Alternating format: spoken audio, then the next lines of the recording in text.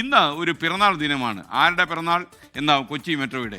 കൊച്ചി നഗരത്തിൻ്റെ മുഖച്ഛായ തന്നെ മാറ്റി ഈ നഗരത്തിൻ്റെ ഒരു അടയാളമായിട്ട് കൊച്ചി മെട്രോ മാറിക്കഴിഞ്ഞു. കൊച്ചി മെട്രോ ജനിച്ച ദിവസമാണ്.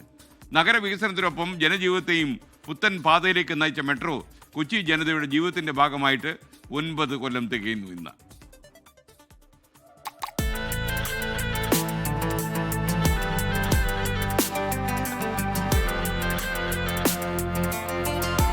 ആദ്യം കൈക്കും പിന്നെ മധുരിക്കുമെന്ന പ്രഖ്യാപനത്തോടു കൂടിയായിരുന്നു കൊച്ചിയുടെ ആകാശത്തുകൂടി മെട്രോ 2017 ജൂൺ 17 പാഞ്ഞു തുടങ്ങിയത്. സുഖവും സുരക്ഷിതമായ യാത്രയിലൂടെ പാഞ്ഞ കുഞ്ഞൻ മെട്രോ അത്ഭുതം മാത്രമായിരുന്നില്ല, ഈ കുരുക്കിൽ ജനങ്ങൾക്ക് ആശ്വാസവുമായിരുന്നു. കാലത്തെ അടയാളപ്പെടുത്തി മെട്രോ പടിപടിയായി വളർന്നു.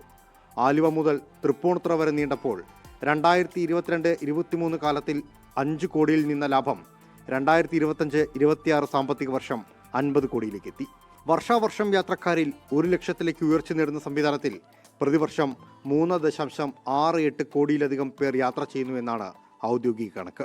ഫീഡർ സർവീസും വാട്ടർ മെട്രോയും മറ്റ് പദ്ധതികളുമായി ഇന്ന് സ്വയം പര്യാപ്തത നേടി വലിയ പ്രസ്ഥാനമായി കൊച്ചി മെട്രോ റെയിൽ ലിമിറ്റഡ് വളർന്നു കഴിഞ്ഞു.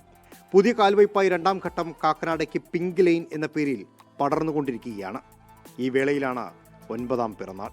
സ്വപ്നതുല്യമായ ആകാശ കാഴ്ചകൾ സമ്മാനിക്കുന്ന മെട്രോ യാത്രയ്ക്ക് മാത്രമായി ഈ നഗരത്തിലേക്ക് എത്തുന്നവരും വിരളമല്ല എന്നത് കൗതുകത്തിന് ഇന്നും കോട്ടം തട്ടിയിട്ടില്ല എന്നതിനുള്ള തെളിവ് കൂടിയാണ്.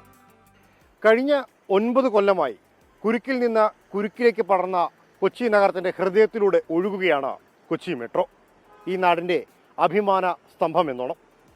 ലാൽകൃഷ്ണ, 24 കൊച്ചി.